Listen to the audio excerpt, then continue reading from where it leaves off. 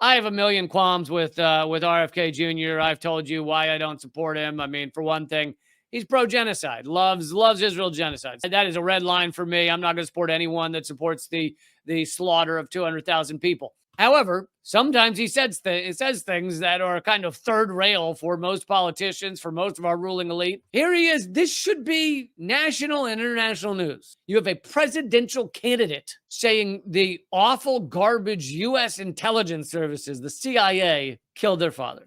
Fired. Sirhan was waiting for my father. So most of you know this, but we're told RFK Jr., RFK's Jr.'s father, we're told that he was killed by Sirhan. And Sirhan served the rest of his life in prison for that crime. And we're told just Sirhan killed him, lone gunman, no one else. And there were a lot of people there, a lot of witnesses. But let's hear what RFK Jr. says. In front of a steam table in the kitchen of the Ambassador Hotel. It was a route my father was not supposed to have taken. He was supposed to go out through the ballroom, but someone led him through the kitchen and directly into this ambush. Sirhan was waiting and fired 2 shots at my father. The first shot hit Paul Schrade. The second shot hit a door jamb behind my father at head level and was later removed by the LAPD.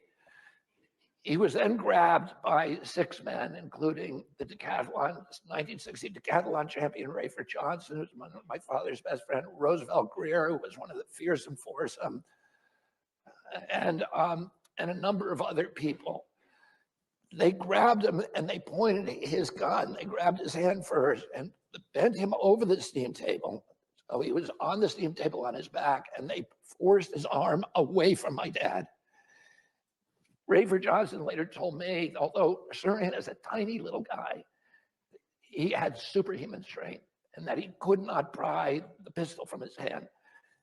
And Sirhan squeezed off 6 more shots and emptied the gun. Only eight, it was a revolver, only 8 shots in it. He never reloaded. All 6 of those shots hit people. So we know what happened to every shot in the gun. The audios show 14 shots being fired. My father was killed by 4 shots from behind. So let's just analyze that part real quick. 14 shots fired. Sirhan had a gun that only fires 8 shots. You know there were many more shots fired. Where did they come from? Well, that's never been explained to us.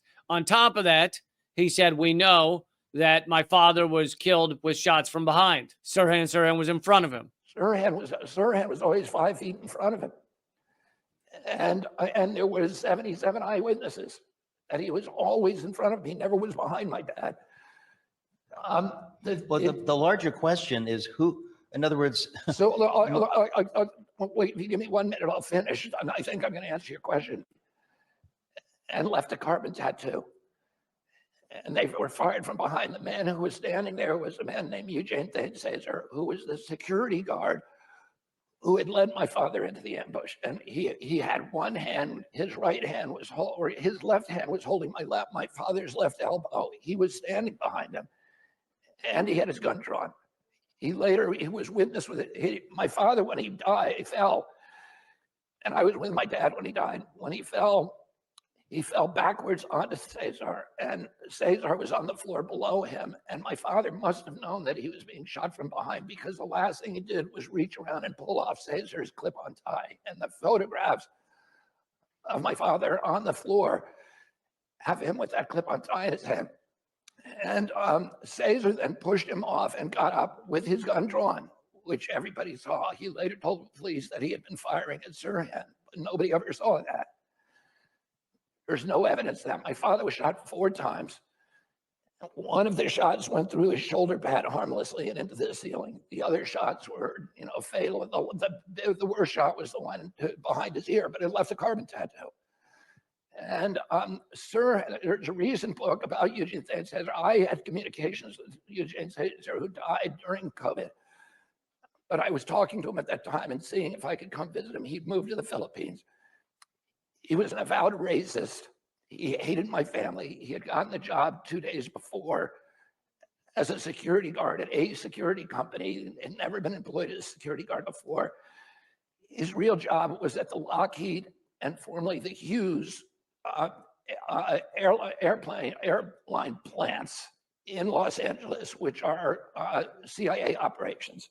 So that's the end of the clip. It takes him a while to get there, but he basically says this guy Cesar, who has died a couple of years ago but moved to the Philippines, was actually from the CIA, had taken a job with security for RFK 2 days before he ends up involved in this shooting. Witnesses saw him with his gun out, and he claimed he was shooting at Sirhan, but no one ever saw him shoot at Sirhan. RFK says the actual shot that killed his father was kind of in the neck behind the ear, or maybe in the head behind the ear, and left a carbon tattoo. You know, the end of when a gun is very close, it leaves residue.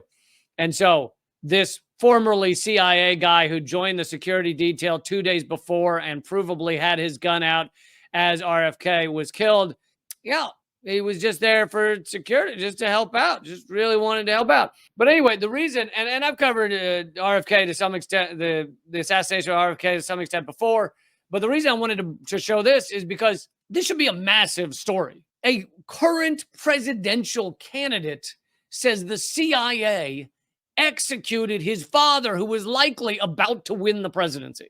I mean, how is that not a major story? RFK is very weird on the topic of the CIA because he will also say in other interviews that the CIA is almost all good people doing a wonderful job, and his niece is CIA, and he loves the CIA. So I don't know what to make of that.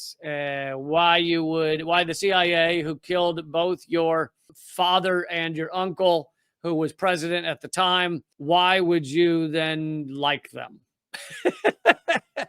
Anyway, so this assassination, RFK along with JFK, is why and some people have said this before, but we live in post-coup America. America was couped when JFK was killed. That was a coup. That was a coup by the intelligence services, maybe by some military, but it was a coup. And we now live in post-coup America, and the coup has never been undone. The leadership of the United States has never been given back to the people since then. It doesn't mean every president prior to JFK was not working for the ruling elite. I'm not saying that, but we definitely now live in post-coup America and continue to.